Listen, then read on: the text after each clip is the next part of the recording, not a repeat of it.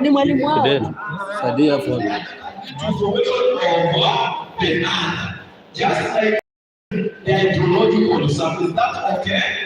The endless movement of water from the surface of the earth to the atmosphere and back to the earth again. Is that okay? So when we will be looking at the rocks, we are going to look at that continuous formation of the three types of rocks that we have mentioned. Is it okay? How an igneous rock can transform itself into a rock and after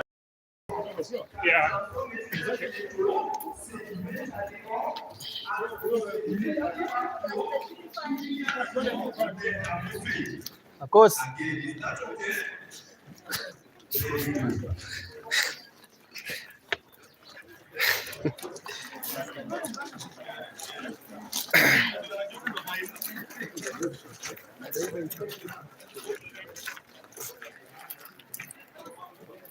Bila shaka na mshirikishi wa kanda ya magharibi Irungu Macharia.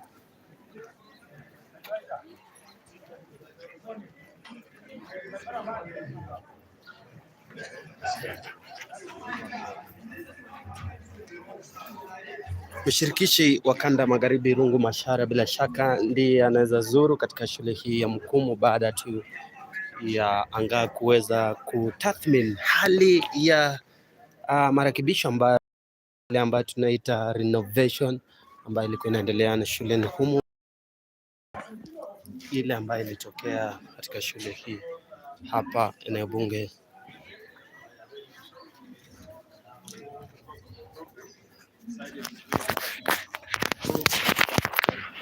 This facility here is meant to enhance the drinking water, not because water is not good quality, but you know water is also an attitude. So this facility will improve on the quality of drinking water, and it has sampling, it has points where students can be able to draw water to drink. The whole of this water will be coming from one system. It's not having separate system. It is one system. At this point, it's only improved for drinking, but this water is the same water that will supply the whole institution. It's already at 90% completion. Probably by the end of today, the remaining 10% could be around 5 or 3. What is remaining, by the end of today, it should be complete. What we'll do once it is complete, we will run a test of this system. We'll connect it with the water system is good, and then collect samples. We do it 3-4 times before we now say this water can be used by the students. But in the next about 4 days, I think the whole system should be fine. Your name, please? I'm Ibrahim Olot, from the Victoria North Water Development Agency on behalf of the CS Water Ministry of Water. Thank you.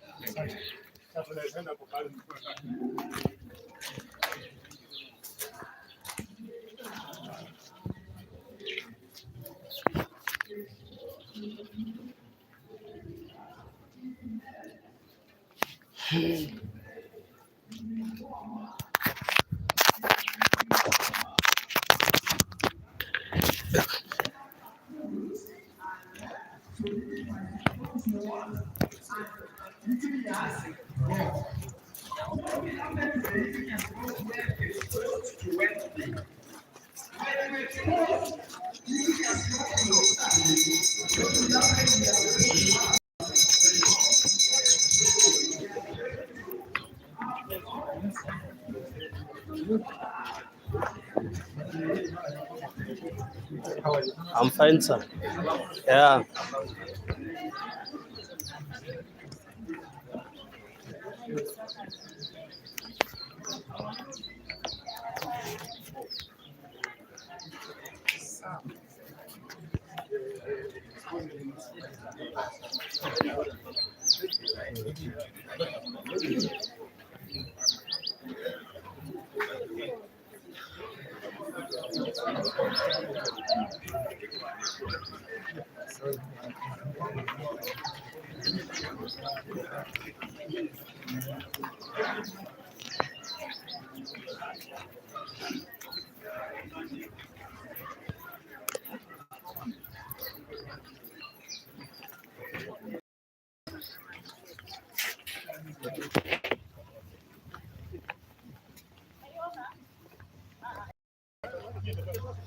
Fanyia hapa kwa jua.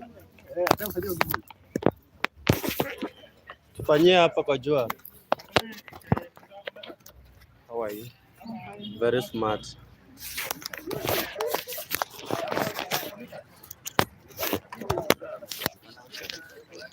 Huku hapa. Ai.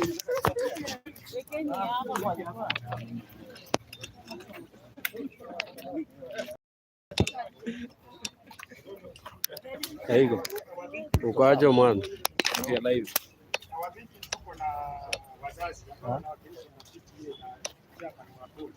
Nitaambia sasa principal. Kisha turudie chairperson wa board na public health, then myself. My thinking. Kwanza na mzazi PTA. Mtu wa maji umemshika ama aseme tena? Tazungumza tena. Tunataka today we specialize na kuuliza maswali. What to field the questions so that we don't tell you what you know. You ask you tell you what you don't know and what you want to know from us. So many PTA PTA huko. Jo hapa bwana. Wewe ndio wanasema wanataka kutangulia zote.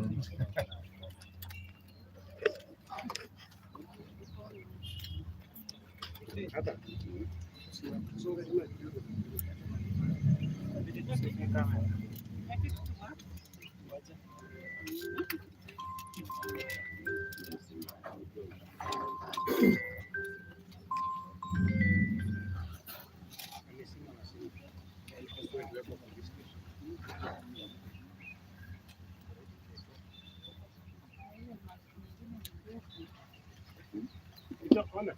Hizo mic wapatie mtu mmoja ashike.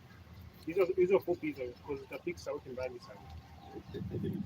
Hii patie mtu mmoja ashike.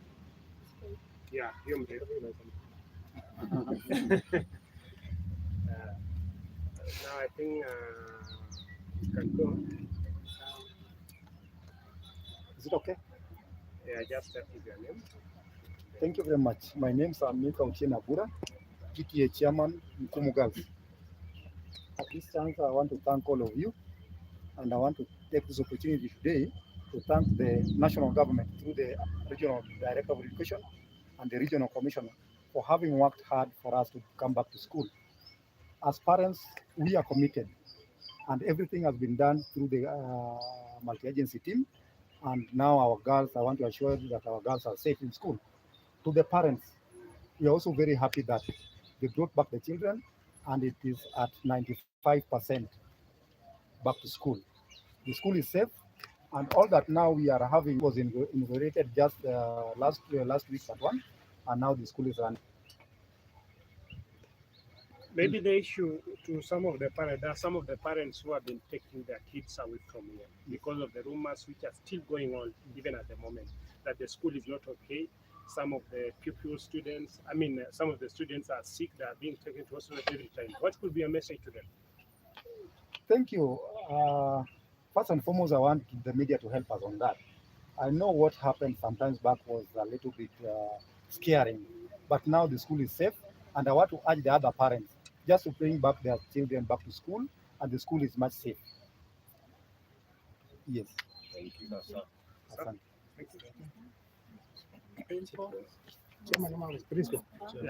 Chairman wa board sio? Chairman wa board ama tutangulie wazazi ama? Okay. You want to hear? Nataka msikia nani principal? Okay. Watupange. Yes, sawa.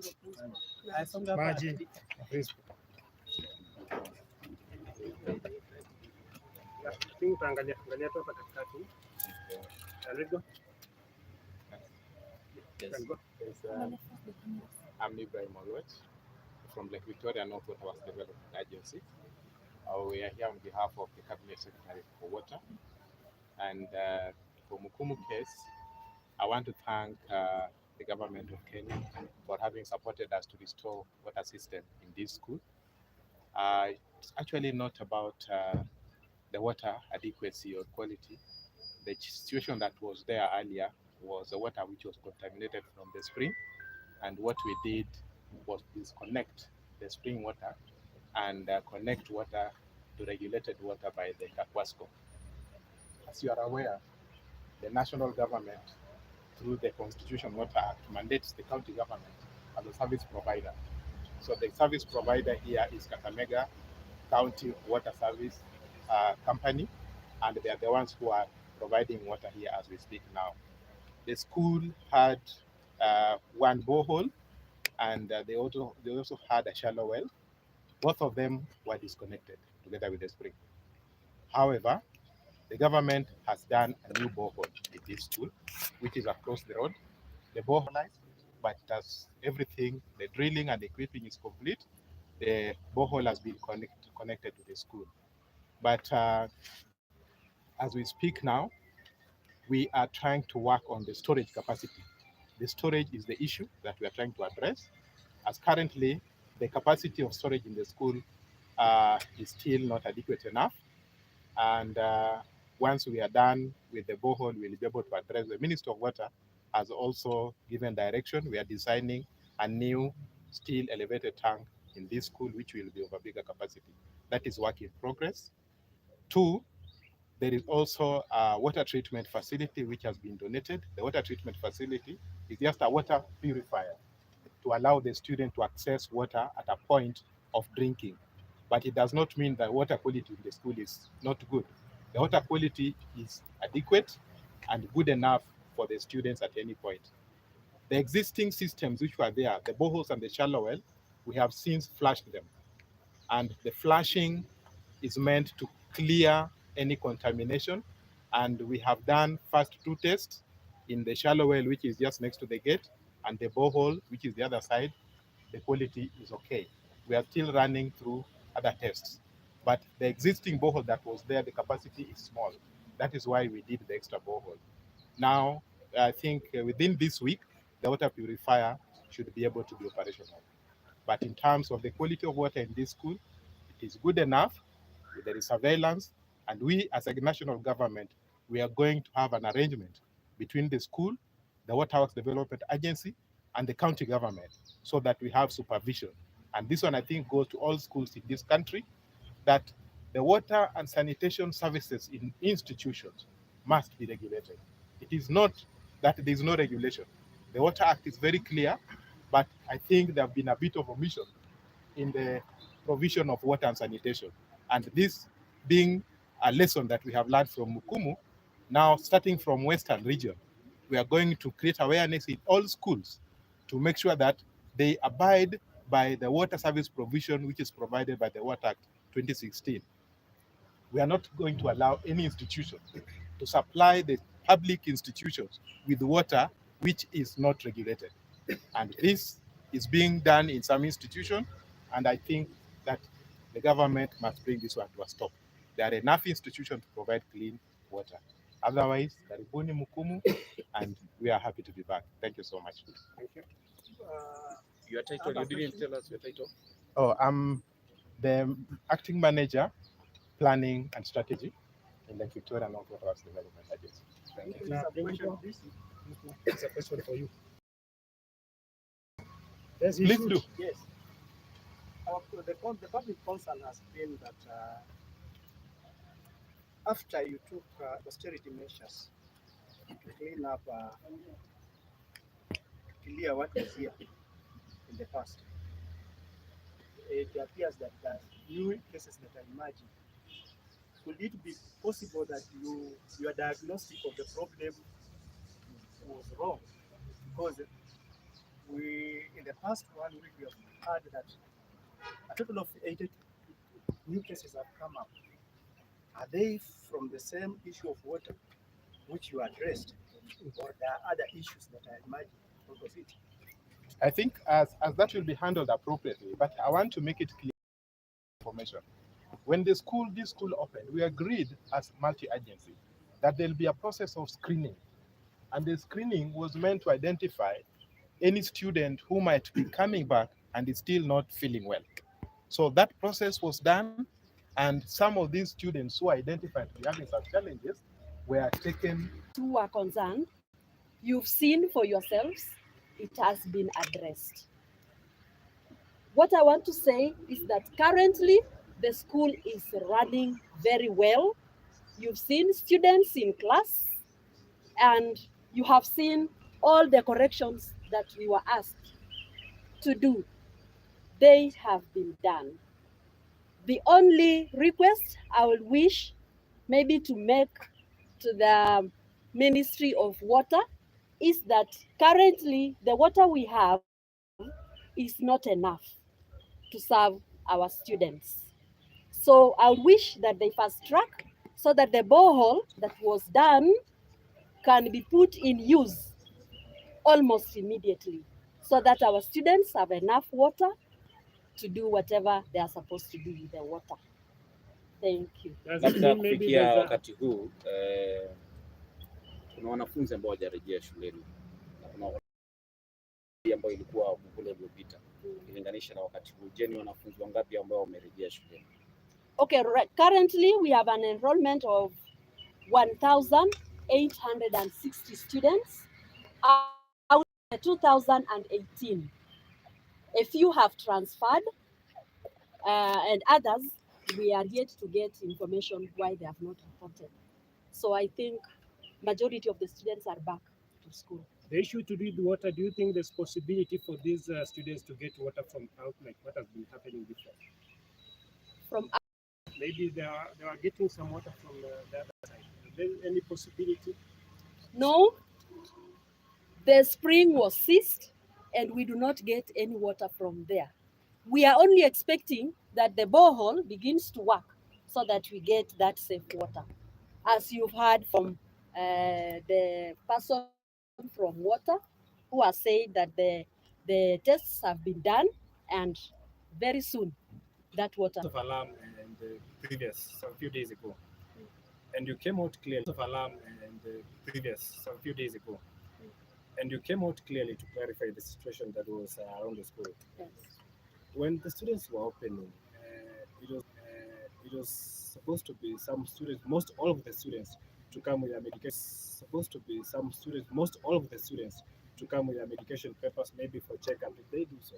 Because from the claims, from the previous claims, that some came with maybe sickness from home. So just clarify. Okay, before we resumed, we sent information to parents that they take their children to hospital, and there are some students who reported back when they were still feeling unwell. They have been attended to, and right now they are okay. Thank you. Thank you. Maybe I rephrase the question because it is important for me. You talked about the storage capacity. Water storage capacity, and you say at the moment it does not satisfy the need. The water need in this school. So what is the water need? Okay. Daily water need in this school. I want to request the water person to deal with it. Thank you very much. The issue of the capacity of the daily water need in school is very technical, and this school, as of now, it requires about 8 cubic meters capacity of production, about 8 cubic meters per hour. If we can get a facility of that nature, it can work. Initially, we cannot say that the school was not getting that water. The school was getting adequate water. The only challenge that I think people must understand is that when the whole school, we disconnected some of the school systems, including some of the capacities, some of the storage capacities. Some tanks, as we speak now, are still isolated from the system, and that one affected the school storage capacity. However, what we have been trying to do is to make sure that there's a running water system. The challenge when you don't have storage capacity and there's a problem in the flow of coming to the school, which could be because of operational and such like things, they can affect the supply. We're addressing that by, we have put up a school facility. We've done a borehole, and this borehole is 16 cubic meters per hour. 16 cubic meters per hour is enough for this school. However, the system has not started operating, but it has been connected. We are doing the last test today. The results will be coming out today by the end of the day. And once that one, that's the third test that we are running. So once that one is done, we'll collude with our public health so that we can confirm that the water quality is okay. Then we pump into the system. But the school capacity as at now, where we are putting the water, is adequate to supply the school at any given time. But the fear that the principal is expressing is real, because the operations of the water treatment facility can be affected at any given time due to other parameters. And that's why we have put in a dedicated water borehole, a borehole for this school that will be running, and it is solar pumped. So in the day it will be pumping water, and the school will have enough water. What we are improving on the storage capacity, which is work in progress. Thank you. And the sanitation, then after Public health. School board. Thank you.